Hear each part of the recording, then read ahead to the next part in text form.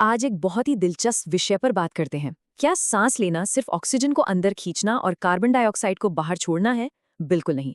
सच तो ये है कि ये दो बहुत ही शक्तिशाली और एक दूसरे के विपरीत बहने वाली ऊर्जाओं का एक जबरदस्त खेल है। इस चर्चा में हम गीता और पतंजलि योग के नजरिए से समझेंगे कि प्राण और अपान वायु असल में कैसे मिलते हैं और कैसे ये हमारी पूरी ऊर्जा का चक्र पूरा करते हैं।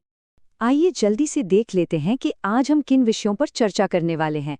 पहले हम प्राण और अपान के बेसिक कॉन्सेप्ट्स को समझेंगे, फिर देखेंगे कि गीता में इस ऊर्जा चक्र को कैसे समझाया गया है। उसके बाद पतंजलि योग में सहज निरोध का क्या मतलब है, फिर प्राण अपान का मिलन और कुंभक की स्थिति, और आखिर में जानेंगे कि इससे हमारा मन कैसे पूरी तरह से स्थिर हो जाता है। तो शुरुआत करते हैं हमारे पहले भाग से, प्राण और अपान का परिचय। इन गहरे यौगिक रहस्यों को समझने के लिए हमें अपने सूक्ष्म शरीर को थोड़ा रिवर्स इंजीनियरिंग करना होगा। अक्सर लोग सोचते हैं कि प्राणायाम का मतलब बस सांस को रोकना और छोड़ना है, लेकिन सच कहूं तो ये बहुत बड़ी गलतफहमी है। प्राण का मतलब है हमारी वाइटल या जीवन ऊर्जा, और आयाम का मतलब है उसका विस्तार करना।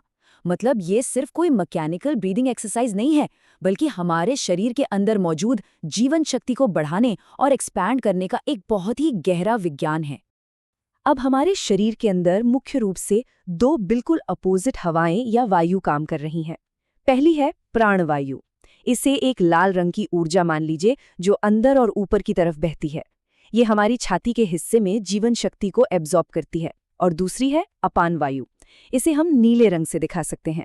ये एकदम उल्टी है। ये नीचे और बाहर की तरफ बहती है और शरीर से टॉक्सिन्स को बाहर निकालने का काम करती है। इन दोनों का नेचर ही काफी अस्थिर होता है। चलिए बढ़ते हैं दूसरे भाग की तरफ, जो है गीता में बताया गया ऊर्जा चक्र। देखते हैं कि भगवत गीता इन विपरीत शक्तियों को संभालने का क्या ब्लूप्रिंट देती है।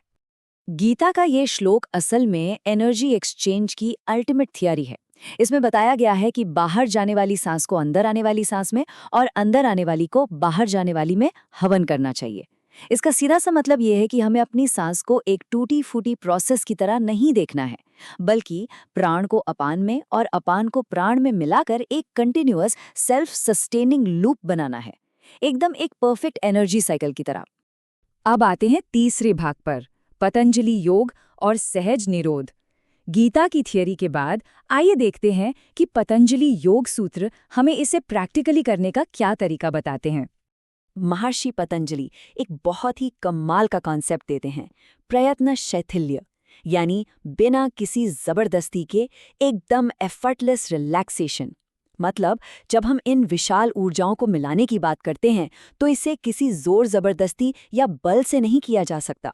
इसके लिए आपको शारीरिक गतिविधियों को बिल्कुल सहज और रिलैक्स करना होता है। लेकिन क्या होता है जब हम बहुत ज्यादा जोर लगाते हैं? देखिए, अगर हम अपने ईगो से या बहुत आक्रामक होकर सांस को कंट्रोल करने की कोशिश करते हैं तो हमारी मांसपेशियां सख्त हो जाती हैं, हमारा नर्वस सिस्टम एकदम से ट्रिगर हो जाता है और प्राण शांत होने के बजाय और भी ज्यादा डिस्टर्ब हो जाता है। तो असल में जो हम हासिल करना चाहते हैं हम उसका बिल्कुल उल्टा कर बैठते हैं। तो फिर सही तरीका क्या है? पतंजलि योग सूत्र कहता है कि जब ये एफर्टलेस रिलैक्सेशन आ जाता है तब सांस के अंदर आने और बाहर जाने की जो गति है वो अपने आप ठहर जाती है। इसी को सच्चा प्राणायाम कहते हैं।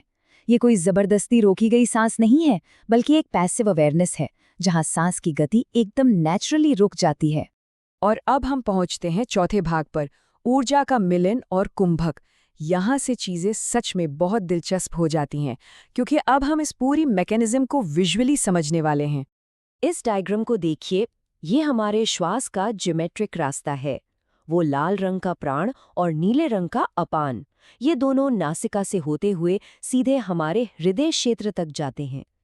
ये सिर्फ हवा का आना जाना नहीं है, ये ऊर्जा का एक बहुत ही सटीक और गहरा रास्ता है जो हमारे शरीर के एकदम सेंटर में जाता है। अब जरा इसे थोड़ा आराम से समझते हैं। जब ये अंदर आती हुई लाल ऊर्जा यानी प्राण और बाहर जाती हुई नीली ऊर्जा यानी अपान हमारे हृदय के पास एकदम परफेक्ट पॉइंट पर मिलते हैं तो एक ठहराव पैदा होता है। दोनों ऊर्जाएं एक दूसरे को पूरी तरह से बैलेंस कर देती हैं और इसी एफर्टलेस मिलन और ठहराव को कुंभक कहा जाता है। तो प्रैक्टिकली ये साइकिल काम कैसे करता है? इसके 3 स्टेप्स हैं। पहला है पूरक, जहां हम ऊर्जा को अंदर खींचते हैं। दूसरा है कुंभक, और ध्यान रहे ये कोई बनावटी रोक नहीं है, ये वो नेचुरल मीटिंग पॉइंट है जहां प्राण और अपान मिलते हैं। और तीसरा है रेचक, जहां उस ऊर्जा को आराम से रिलीज कर दिया जाता है। जब कोई अभ्यासी इस प्रोसेस को मास्टर कर लेता है तो उसके अंदर वाइटल एनर्जी का एकदम परफेक्ट और कंटिन्यूअस लूप बन जाता है। और पता है इसका सबसे बड़ा फायदा क्या है? जब ऊर्जा बिना किसी रुकावट के ऐसे बहती है तो जो हमारा मन हर वक्त इधर उधर भटकता रहता है ना, उसकी वो चंचलता पूरी तरह से खत्म हो जाती है। तो इसी के साथ हम आते हैं अपने 5वें और आखिरी भाग पर, स्थिर मन की जागृति। आइए देखते हैं कि जब ये ऊर्जा चक्र पूरा होता है तो उसका अल्टीमेट रिजल्ट क्या निकलता है। इसे समझने के लिए एक बहुत ही शानदार एनालॉजी लेते हैं। मान लीजिए कि प्राण बिजली है और हमारे चक्र और नाड़ियां ट्रांसफार्मर और ट्रांसमिशन लाइनें हैं। अगर ये बिजली अनियंत्रित है तो ये मशीनरी को जला सकती है, लेकिन जब प्राण और अपान पूरी तरह से एक हो जाते हैं तो ये हमारे शरीर के इस हायर स्पिरिचुअल सर्किट को एकदम सेफ तरीके से पावर देते हैं। और इसके रिजल्ट सच में हैरान करने वाले होते हैं। शारीरिक स्तर पर यह हमारे पैरासिम्पैथेटिक नर्वस सिस्टम को एक्टिवेट कर देता है, यानी शरीर पूरी तरह से डीप रिलैक्सेशन मोड में चला जाता है। मन के स्तर पर विचारों का जो शोर है वो एकदम बंद हो जाता है, जिसे चित्तवृत्ति निरोध कहते हैं। और यही वो रास्ता है जो अल्टीमेटली आत्म साक्षात्कार तक ले जाता है। हठयोग प्रदीपिका में एक बहुत गहरी बात कही गई है, जब प्राण चलता है तो चित्त भी चलता है, और जब प्राण स्थिर होता है तो मन भी स्थिर हो जाता है। तो बात एकदम साफ है, प्राण और अपान रूपी इन दो विपरीत हवाओं को एक साथ मिलाने और बैलेंस करने का सीधा असर ये होता है कि हमारा मन पूरी तरह से एब्सोल्युटली शांत हो जाता है। तो इस पूरी चर्चा के अंत में एक बहुत ही गहरा सवाल छोड़कर जा रहे हैं। क्या सच्चा आंतरिक संतुलन जीवन शक्ति को जोर जबरदस्ती से कंट्रोल करने से आता है, या फिर उसके प्राकृतिक चक्र को समझकर पूरे नेचुरल तरीके से खुद को उसमें सरेंडर कर देने से? इस पर जरूर सोचिएगा। उम्मीद है इस विश्लेषण से प्राण और अपान के इस गहरे विज्ञान को समझने में काफी मदद मिली होगी।